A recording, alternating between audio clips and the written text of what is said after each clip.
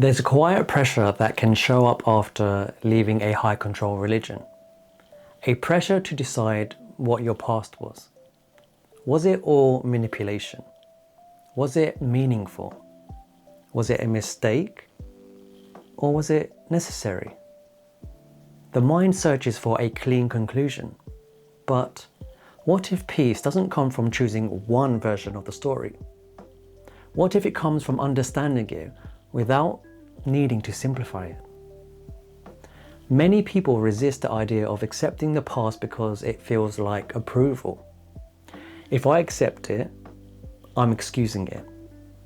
But acceptance simply means recognizing that it happened. You cannot undo it, you cannot relive it differently, and you cannot go back with the knowledge you have now. What you can change is how you relate to it today. Making peace begins when you stop arguing with reality. Not because it was fair, not because it was harmless, but because it is finished. There's a difference between reflection and rumination. Rumination circles the same questions. Why didn't I see it sooner? How could I have believed that? Why did they do this to me? Reflection asks something steadier.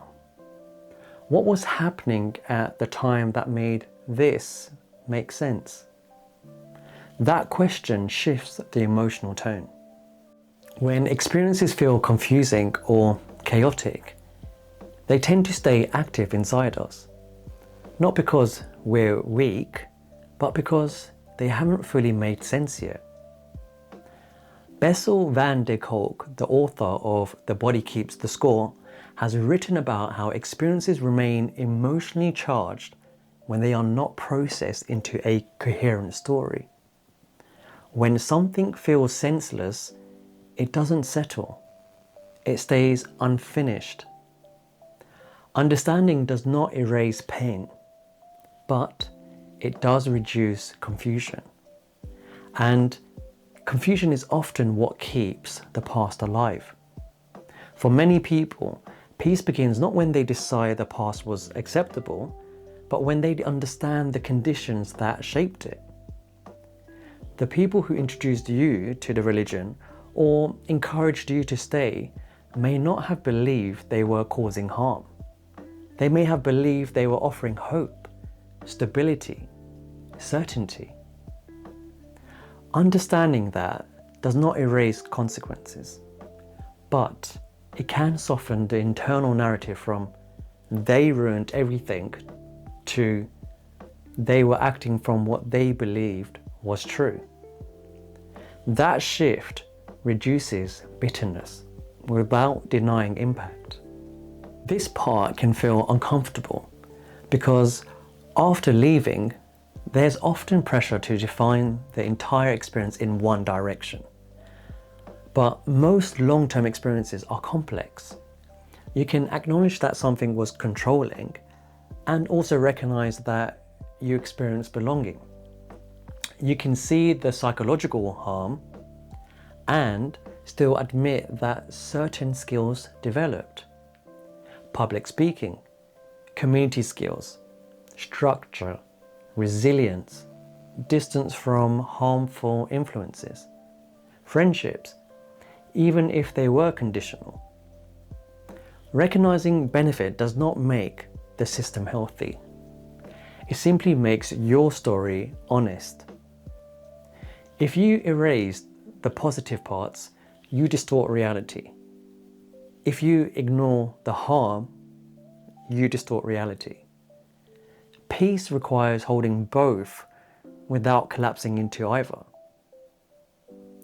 One of the heaviest burdens people carry is self-blame. I should have known. I was naive. I was weak. But high control systems are structured to feel coherent from the inside. Information is shaped. Belonging is conditional. Moral language reinforces obedience. If you functioned well inside that environment, it does not mean you lacked intelligence. It means you adapted to the conditions around you. And adaptation is not failure. Many behaviors you now regret were logical within the world you were in. Seen from the outside, they look different. At the time, they made sense. Peace begins when you stop judging past you with present knowledge. There is a difference between remembering and reliving. Remembering integrates, reliving reactivates. If reflection leads to clearer values, stronger boundaries, or greater self-understanding, it is useful. If it leads only to replay, anger spikes, or self-attack, it may be rumination. Understanding is what turns memory into integration.